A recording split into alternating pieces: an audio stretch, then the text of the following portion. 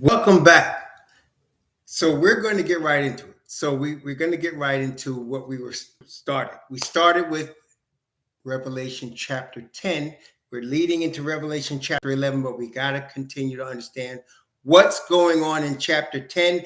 And in chapter 10, the little book that's being discussed that has prophecy that has to be revealed by the Hebrews is the book of Daniel. Now, we're studying through the book of Daniel real quick. We're going through the book of Daniel. But let me just highlight something that most people don't see again, because they don't read. And when I say read, let me again, I had some dude trying to talk to me. I do read the Bible. What he does, what he's trying to say is he reads bits and pieces here and there, and he calls that reading the Bible. Okay, but we're not talking about that. When we say read the Bible, when we say pray to the Father for his spirit, there is a heavenly Father above all. Not everybody worships the heavenly Father. The heavenly Father has only revealed himself to a nation of people, just one nation.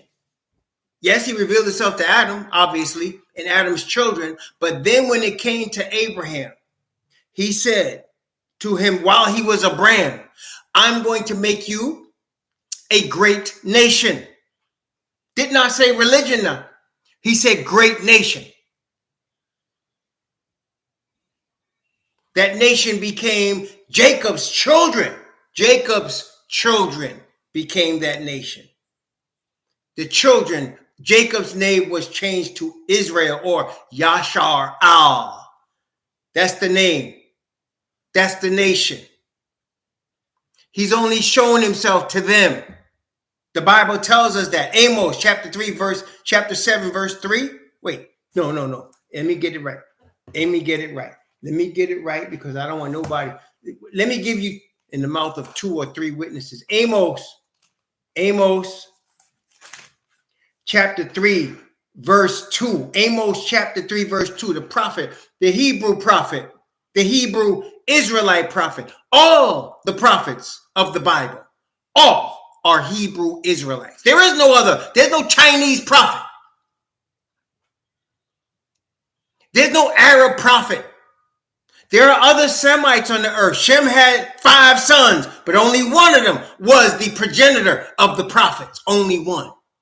Arphaxad, who ended up being the grandfather of Eber, who is the Hebrew, who ended up being the progenitor of Abraham, who is the Hebrew, who ended up being the progenitor of Jacob, whose name was changed to Yashar Al, the Hebrew Israelites. There's nobody in the Bible aside from them that are prophets. Nobody. Ain't no white man from Utah a prophet. Ain't no white woman from Maine a prophet.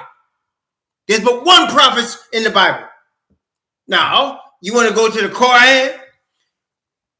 You can get some other ones. You want to go to the Talmud? You can get some other ones. You want to go to the Catholic saints? You can get some other ones. But if we're talking about this Bible right here, the King James Bible, one people are the prophets. One people are the prophets. Let me say that again for emphasis. One people are the prophets. Amos, Hebrew Israelite prophet, chapter 3 verses 1 and 2. Let's give the digits for the 3 witnesses of what I just said. Okay? Let's give the digits of the 3 witnesses of what I just said. Amos. Hear this, chapter 3 verse 1 and 2. Hear this word that Yahweh has spoken against you, O children of Yashar Al, against the whole family which I brought up from the land of Egypt, saying, the whole family which I brought up from the land of Egypt, saying, you only. Wait, let me just make sure we got this correct now, brethren. Amos chapter 3, verse 2. You only have I known of all the families of the earth. Wait, did I get that right? Did I kind of misinterpret that? Did I misread it? What did it say? You only have I known of all the families of the earth. You only have I known of all the families of the earth. I don't think I misinterpreted that. All right, wait a minute. Let's go to Psalm. David. Thank you, Mark. We're gonna hit that too. Psalm. We want to touch on that, David. Thank you, Mark. All right, Psalm 63. But first, let's go to David. David, chapter 147 of the Psalms.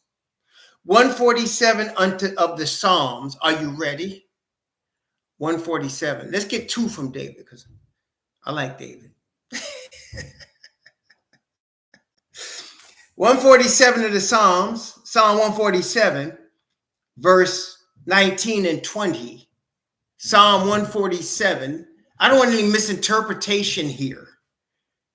The sure word of prophecy. Psalm 147, verse 19 and 20. Please save your Knicks excitement when we're talking Knicks, my dear brothers. I know y'all excited. Save your Knicks excitement. All right, we'll go over it, okay? All right, brother Shifty Lee, my brother Kenny Payne, my brother. We're doing some serious Bible study right now. We will discuss these things another time, okay? Is that okay, brothers? I'm not trying to be mean to the brothers. You understand what I'm saying? We're just trying to, get into the word right now, okay?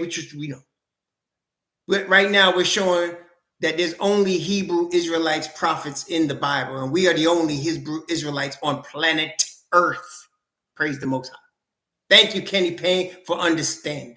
Thank you, Kenny Payne. I'm not trying to be mean to you. I'm just trying to say, right? Okay. Where were we? Psalm 147, our second witness, David, verses 19 and 20. Wait, are you ready? He showeth his word unto Jacob, his statutes and his judgments unto Israel. He hath not dealt so with any nation. He has not dealt so with any nation. Any nation.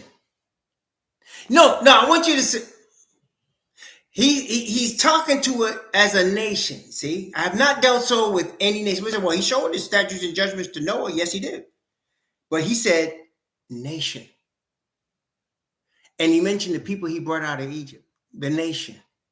And he mentioned, David said, he had not dealt so with any nation. Wait a minute. Let's stay with David for a second, okay? For a second. He's still our second witness, by the way. This is Psalm 105. I'm getting ready to hit y'all. I'm getting ready to hit you up, Brother Mark.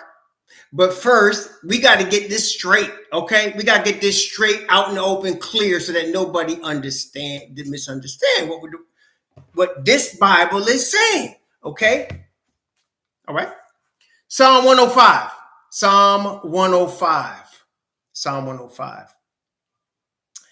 All right. So I'm going to start at verse 1 and go down to verse 10. What's the difference between the tribes and national, if any? Craig Ward asked. What's the difference between the tribe? Okay, first we must understand what makes a nation. What makes a group of people a nation?